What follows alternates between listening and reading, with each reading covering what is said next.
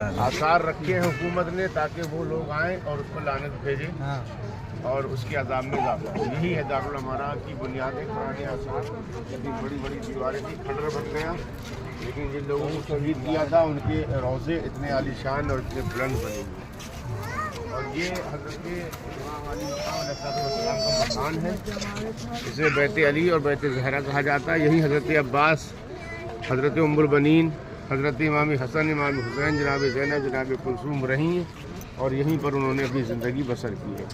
اب آپ تصور کریں، یہاں سے حضرت علی علیہ السلام کے سر پر ضربت لگی ہے اور اس وقت یہ سب بلڈنگز نہیں تھیں، ایک ایریا سنسان تھا، اور وہاں سے جب حضرت علی علیہ السلام کو لے کے امام حسن اور امام حسین ہر تشریف لائے ہیں، تو آپ سوچئے کہ اس وقت جناب زینب اور جناب ام کلثوم نے کیا اپنے دل میں سوچا ہوگا، کتنا گریہ کیا ہوگا۔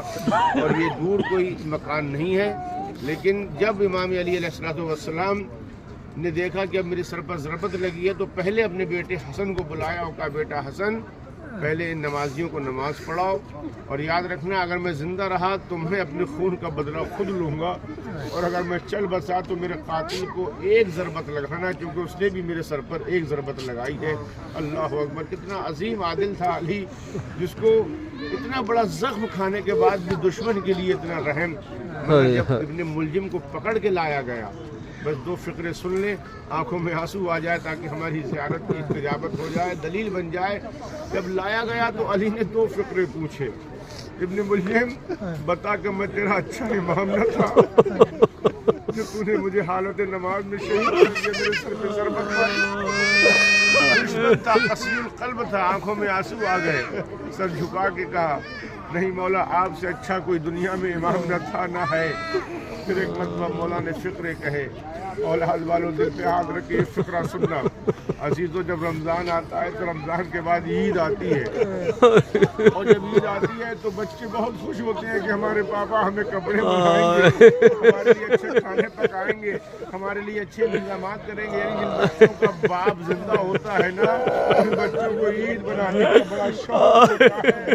مگر علی نے روتے ہوئے ایک فقرہ پوچھا، ابن ملجم تو یہ بتا کہ تو نے مجھے شہید کر کے عید آ رہی ہے، مگر میرے بچوں کو یتیم کر دیا، تم نے عید کے قریب میرے بچوں کو یتیم کر دیا۔ تاریخ کہتی ہے کہ اتنا دم تھا کہ ابن ملجم رونے لگا، اور جب بار بار اپنی زبان ہونٹوں میں پھرانے لگا تو ایک مرتبہ علی نے حسن سے کہا، بیٹا حسن، یہ پیاسا ہے، ہم نہیں چاہتے کہ ہمارا قاتل بھی ہمارے سامنے پیاسا رہے۔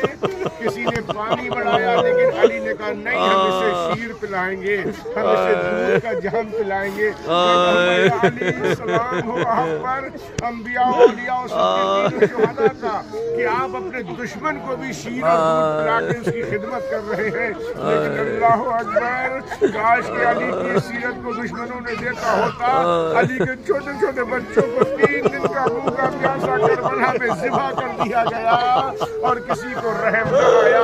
جو علی دشمن اور قاتل کو دودھ پلا کے عزت دیتا تھا، اسی علی کے چھوٹے چھوٹے بچے اللہ تاش کی آواز میں بلند کرتے رہے، مگر کوئی رحم کرنے والا نہ رہا۔ یہی مسجد کوفہ ہے اور یہی مسجد علی ہے، زیارت سے مشرف ہو۔ بسم اللہ، تشریف لائیے آپ حضرات، آئیے گا، ٹھیک ہے؟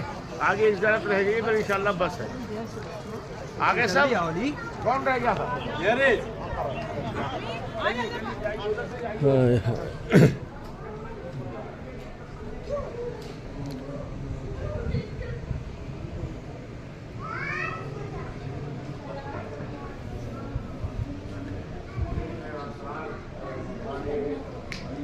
پڑھ لیں تو ان دیواروں کے اندر وہ پرانی دیواریں ہیں، ٹھیک ہے، اور اسی پر یہ جو ہے وہ روب و رنگ و روغن کیا ہوا ہے تاکہ یہ سلامت رہ جائے۔ یہاں پر حضرت علی علیہ السلام کو غسل و کفن دیا گیا تھا، یہ وہ مقام ہے جہاں پر امام حسن اور امام حسین علیہ السلام نے اپنے باپ کو غسل و کفن دیا۔